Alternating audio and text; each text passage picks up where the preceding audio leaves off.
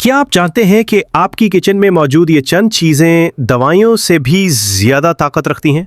आज मैं आपको वो राज बताऊंगा जिसे सुनकर आप हैरान रह जाएंगे, और अगर अमल कर लिया तो आपको डॉक्टर के पास जाने की जरूरत ही नहीं पड़ेगी। 1. शहद। शहद एंटीबायोटिक है।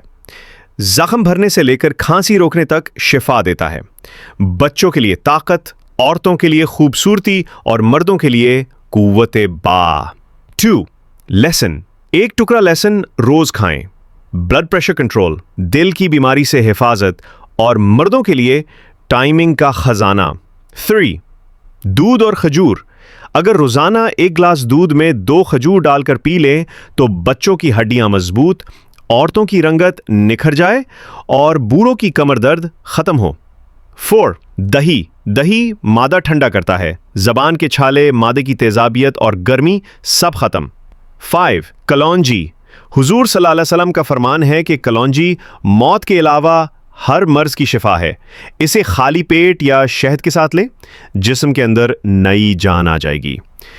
दोस्तों, ये सब चीजें आपके किचन में मौजूद हैं, लेकिन हम इन्हें संजीदगी से नहीं लेते। इन्हें अपनी जिंदगी का हिस्सा बनाएं और सेहतमंद, ताकतवर और खूबसूरत रहें।